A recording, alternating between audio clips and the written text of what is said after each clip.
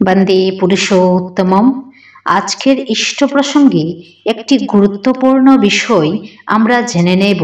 এক অতি কৌতূহলীর প্রশ্নের উত্তর লিখেছেন ঠাকুরের সহপ্রতি ঋত্বিক ডাক্তার রাজেশ চৌধুরীদা। প্রশ্ন 11। অনুকূল চন্দ্র চক্রবর্তী কি শিব, কালী, দুর্গা সব হিন্দু দেবদেবীর সৃষ্টিকর্তা?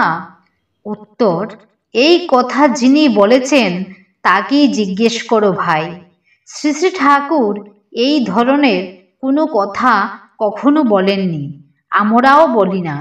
তুমি যার ভিডিও ফুটেজ দেখে এই প্রশ্ন করছো, উনার বক্তব্যের সম্পূর্ণ ভিডিওটা একবার মনোযোগ দিয়ে দেখো। শুধুমাত্র কাটাছেঁড়া করা ছোট্ট একটা অংশ দেখে বিভ্রান্ত হবে। বুদ্ধিমানেরা সম্পূর্ণ কথা শুনেই মন্তব্য করে। সম্পূর্ণ ভিডিও দেখলে তোমার মনের দ্বন্দ্ব কেটে যাবে তিনি কি বলতে চেয়েছেন। কালী কে? দুর্গা কে? দুর্গা পূজার মাহাত্ম্য কি? কালী পূজার মাহাত্ম্য কি? এইগুলোর বিজ্ঞানসম্মত ব্যাখ্যা জানতে চেষ্টা করো। পুরুষোত্তম কে? তিনি কি করতে ধরাধামে আসেন? সেই বিষয়েও গভীরভাবে জানতে হবে। তারপর না হয় তোমার এই কঠিন প্রশ্নের উত্তর দেব। পরবর্তী প্রশ্ন। অনুকূলচন্দ্র চক্রবর্তীর বংশধরদের রোজগার কি পরিশ্রমের বদলে হয়, নাকি ওরা শুধুমাত্র শিষ্যদের দেওয়া ইষ্টবৃত্তি নামক অনুদান দিয়ে এই বিপুল সম্পত্তি বানিয়ে চলেছেন?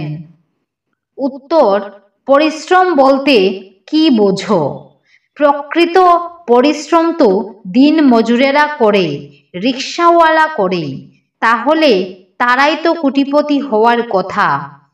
একজন ব্যাংকের ম্যানেজার এসি রুমে বসে বসে কয়েক হাজার মানুষের টাকার হিসাব রাখে, তার বিনিময়ে মাসে মাসে লক্ষাধিক টাকা বেতন পায়। একজন ডাক্তার মাসে কয়েক শত মানুষ রোগের চিকিৎসা করে, তার বিনিময়ে কয়েক লক্ষ টাকা মাসে আয় করে। একজন IAS অফিসার এসি রুমে বসে কিছু গুরুত্বপূর্ণ সিদ্ধান্ত নেই, পরিকল্পনা করে, পরিচালনা করে, তার বিনিময়ে প্রচুর বেতন পায়।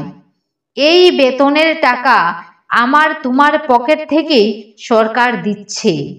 একবার দেওঘর গিয়ে শ্রী শ্রী ঠাকুরের বংশধরদের প্রত্যক্ষভাবে দেখে আসো। তারা সারাদিন কি করেন, কিভাবে জীবন নির্বাহ করেন, সামনাসামনি দেখে আসো। দেখতে পাবে তারা লক্ষ লক্ষ মানুষের জীবনের হিসাব রাখছে, লক্ষ লক্ষ মানুষের জীবনের রোগ মুক্তি ঘটাচ্ছে, কত শত পরিবারের শান্তি, স্বস্তি, সুস্থতার জন্য দিনরাত খেটে চলেছে। তখন বুঝবে তাদের মাসিক বেতন কত হওয়া উচিত।